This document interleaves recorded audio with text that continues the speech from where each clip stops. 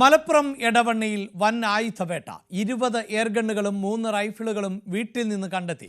200-ലധികം വെടിയുണ്ടകളും 40 pellet ബോക്സും കിട്ടിയിട്ടുണ്ട്. വീട്ടുടമസ്ഥൻ ഉണ്ണിക്കമ്മദിനെ police arrest ചെയ്യുകയും ചെയ്തു. വാർത്തയുടെ വിശദാംശങ്ങളുമായി CV അനുമോദാണ് ചേരുന്നത്. അനുമോദ്, ഇത്രയധികം ആയുധങ്ങൾ ഒരേ വീട്ടിൽ തന്നെ സൂക്ഷിച്ചൊരു പശ്ചാത്തലം എന്തായെന്നാണ് പോലീസിന് മനസ്സിലാക്കാൻ സാധിക്കുന്നത്? അഭിലാഷ്, എടവണ്ണ പോലീസാണ് ഇപ്പോൾ ഇത്രയും വലിയ ഒരു ആയുധവേട്ട നടത്തിയിട്ടുള്ളത്. ഉണ്ണിക്കമ്മദ് ആണ്, എടവണ്ണ സ്വദേശിയാണ് പിടിയിലായിട്ടുള്ളത്. ഇയാളുടെ കൈവശം 20 എയർഗണ്ണുകളും 3 റൈഫിളുകളും അതോടൊപ്പം തന്നെ 200-ലധികം വെടികുണ്ടകളും 40 പെല്ലറ്റ് ബോക്സുമാണ് ഉണ്ടായിരുന്നത്. പാലക്കാട് വെച്ച് 2 യുവാക്കളെ ഈ ആയുധവുമായി കണ്ടെത്തി അവരെ പോലീസ് പിടികൂടി.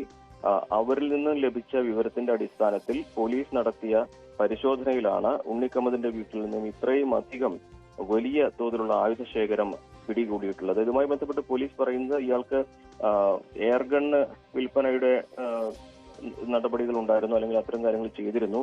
പക്ഷെ അതിന്റെ മറവില് അനുവാദമില്ലാതെ, ലൈസൻസ് ഇല്ലാതെയാണ് ഇത്രയും ആയുധങ്ങൾ ഇയാൾ ശേഖരിച്ചിരുന്നത്. ഈ ലൈസൻസ് ഇല്ലാത്ത തരത്തിൽ ഇയാൾ ഈ ആയുധങ്ങൾ വിൽപ്പന നടത്തുകയും മറ്റും ചെയ്തിരുന്നു.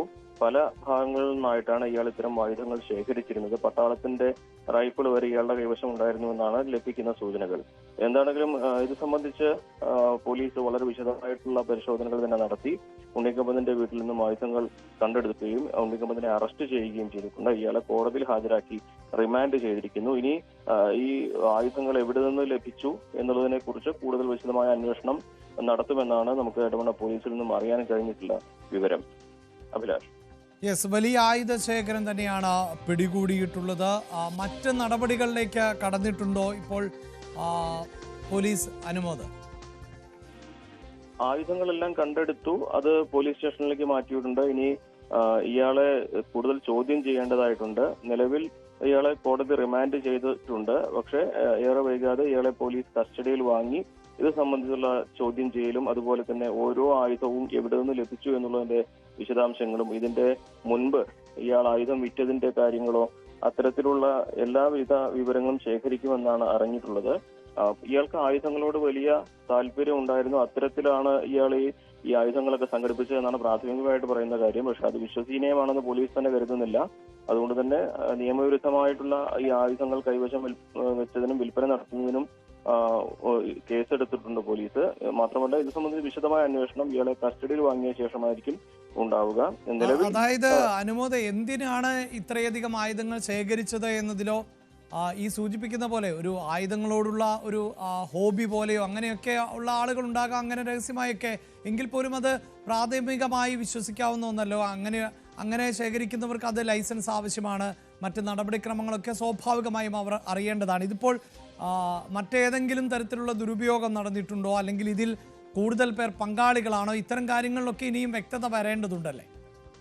തീർച്ചയായും നിലവിലെ സാഹചര്യത്തിൽ ഇത്തരം കാര്യങ്ങളിൽ ഇയാളെ ചോദ്യം ചെയ്ത് അതിൽ നിന്ന് വിവരങ്ങൾ ശേഖരിക്കുക മാത്രമാണ് പോലീസിന് മുൻപിലുള്ള ഒരു പ്രധാനപ്പെട്ട നടപടി. എയർഗണ്ണ് മുൻപ് വിൽപ്പന നടത്താനുള്ള ലൈസൻസ് ഇയാൾക്ക് ഉണ്ടായിരുന്നു എന്നാണ് പറയപ്പെടുന്നത്. പക്ഷേ അതിന്റെ മറവിൽ ഇയാൾ ഇത്രയും വലിയ തോതിൽ ഒരു ആയുധ ശേഖരം നടത്തുകയും ആയുധ വിൽപ്പന നടത്തുകയും ചെയ്തു എന്നുള്ളതാണ് പ്രധാനപ്പെട്ട കാര്യം. മാത്രമല്ല, ഇത് പുറം ലോകം അറിയുന്നത് പാലക്കാട് നിന്നും പിടികൂടിയ 2 യുവാക്കളുടെ മൊഴിയുടെ അടിസ്ഥാനത്തിലാണ് പോലീസ് അറിയുന്നത് എന്നുള്ളതാണ് പ്രധാനപ്പെട്ട കാര്യം. ഇതിനു മുൻപ് ഇയാൾക്കെതിരെ ഇത്തരത്തിലുള്ളൊരു സൂചന പോലും ആർക്കും ലഭിച്ചിട്ടില്ല എന്നുള്ളതും പ്രധാനപ്പെട്ട ഒരു കാര്യമാണ്. എന്നാണെങ്കിലും നിലവിൽ ഇയാൾ കൊടുത്ത മൊഴി അല്ലെങ്കിൽ ഇയാളിൽ നിന്ന് ലഭിച്ച വിവരം ഇയാളൊരു ഇത്തരം ആയുധങ്ങൾ ശേഖരിക്കുന്നതിന്റെ താല്പര്യപ്രകാരം ചെയ്തു എന്നത് മാത്രമാണ്. പക്ഷെ പൂർണ്ണമായിട്ട് അത് പോലീസ് വിശ്വാസത്തിൽ എടുത്തിട്ടില്ല. അതുകൊണ്ട് തന്നെ വിശദമായ ഒരു ചോദ്യം ചെയ്യൽ ആവശ്യമാണ്. നിലവിൽ ഈ ആയുധങ്ങളൊക്കെ തന്നെ പോലീസ് പരിശോധിക്കുന്നുണ്ട്. പോലീസിന്റെ കസ്റ്റഡിയിലാണുള്ളത്. ഇത് കോടതിയുടെ അനുവാദത്തോടെ വിശദമായ പരിശോധന നടത്തുകയും ഇയാളെ കസ്റ്റഡിയിൽ വാങ്ങി ചോദ്യം ചെയ്യുകയും ചെയ്യുമെന്നാണ് നമുക്ക് അറിയാനാകുന്നത്. തീർച്ചയായും ഇത്രയധികം ആയുധം, അതും ഒരു വീട്ടിൽ തന്നെ ഈ ആയുധ ശേഖരം കണ്ടെത്തുമ്പോൾ അത് എന്തിനാണ് ശേഖരിച്ചത്, എന്തായിരുന്നു ഇതിന് പിന്നിലെ സാഹചര്യം, അതിലൊക്കെ കൂടുതൽ വ്യക്തത കൈവരേണ്ടതുണ്ട്. അനുമോദാണ് വാർത്തയുടെ വിശദാംശങ്ങൾ നൽകിയത്.